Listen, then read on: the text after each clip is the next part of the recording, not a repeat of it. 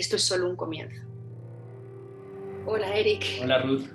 Es interesante hablar de este proyecto online y hablar de un proceso que en realidad fue un proceso tan de encuentros humanos, ¿no? De realmente de estar juntos, de compartir cosas, de estar en lugares comunes, de encontrarnos en lugares comunes. Entonces de repente se hace complejo hablarlo así. Es verdaderamente extraño hacer esto de manera virtual, precisamente porque acabas de abordar el corazón de este proyecto y el corazón de este libro, que es la comunicación. Este libro que surge obviamente a partir de un proyecto que tú haces que se llama Even When Fall is Here, convierte en un proceso colaborativo con Chris Sea, que era el diseñador de paisaje de Eloisa Hausdinchild, que fue la persona que puso en marcha este proyecto en su jardín, en su casa. Hola Eloisa, te mando una lista de la mayoría de los árboles que tienes en el jardín. Todavía falta incluir algunos arbustos y árboles más grandes. Están enumerados sin un orden particular. No sé, pensé que sería bueno comenzar por los árboles. Primero puse su genealogía botánica y después el nombre por el que se les conoce comúnmente. El país de origen y la distinción entre hoja perenne, semiperenne o caduca. Me pareció que esa era una forma interesante de estimular la discusión sobre la necesidad de utilizar árboles y plantas nativos frente a aquellos que se denominan inmigrantes. Como ves, pocos de nuestros árboles son nativos u originarios de la zona. Sin embargo, muchos son en realidad inmigrantes, porque se han adaptado bien al entorno y forman parte del paisaje del sur de California desde que me dedico a este trabajo. Han estado aquí por generaciones. Si no es desde el inicio de la colonización de California. A mí me resulta muy interesante el proceso que llevaste para concebir y escribir este libro, y quizá me gustaría preguntarte cómo se dio ese proceso, cómo imaginaste a Chris, porque algo que debo decir que fue muy impresionante para Eloisa y para mí fue que sin tú haber conocido a Chris, hayas creado un retrato muy preciso. Básicamente lo que yo traté de alguna manera fue después de haber hablado contigo muchas veces, después de haber hablado con Eloisa también, ante la imposibilidad de hablar con Chris, cuando empezamos este libro ya no se encontraba entre nosotros, entonces se me ocurrió que este libro podía ser una especie de novela ficcional que hablase de la ausencia, que hablase de los encuentros y que sobre todo se basase en las relaciones humanas que entre todos ustedes se dieron, más allá incluso del propio proyecto en sí, incluso más allá de los resultados.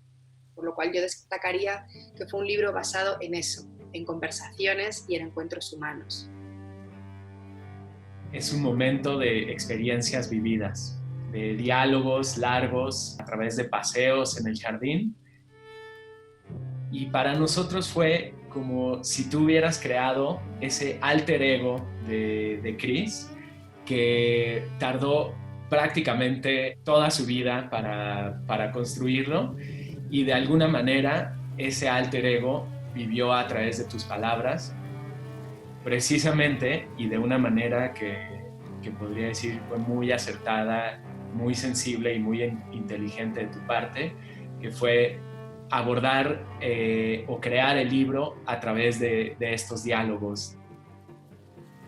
Cuando me enfrenté a pensar este libro en colaboración contigo, había varios temas que para mí eran importantes. Primero, entender una parte muy sencilla que era la vida de este hombre, Chris Sea, que era el diseñador de paisajes y jardinero, también del jardín, de este jardín inmenso y hermoso de Eloisa, y cómo él había realmente creado este jardín pues, basado en experiencias de muchos años y de entender los ciclos de las plantas.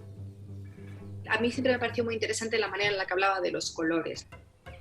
Los colores tienen una parte fundamental en esta publicación, donde los colores nuevamente no están calificados por etapas de los colores más brillantes o los colores más fuertes, sino que realmente entender los colores del ciclo de las plantas desde su nacimiento hasta su muerte como una gama que funciona y que es realmente la vida del jardín. O sea, la vida y la muerte como una sola, ¿no? Era una documentación emocional de las plantas, en donde por haber escogido momentos de luz, normalmente hacia el atardecer o el amanecer, los colores de las plantas se modificaban y se volvían verdaderamente bellos y completamente sugerentes.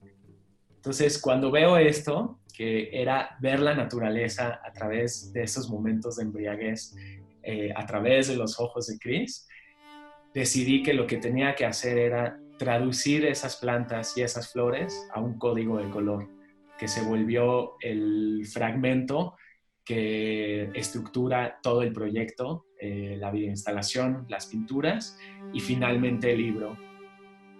Este texto donde estos personajes ficticios se encuentran y que son la mezcla de ti, de Chris, de Eloísa, de mí misma y también de todas aquellas personas, de todos aquellos jardineros de la literatura, jardineros reales que han escrito y que han hablado sobre las plantas.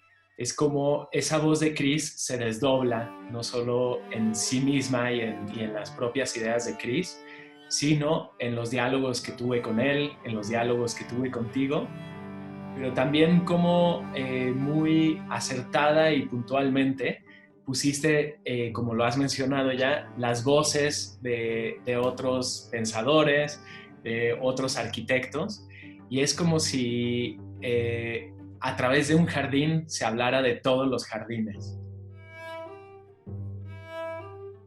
El paisaje que hemos creado no debe responder a una ciencia, se basa en lo mágico.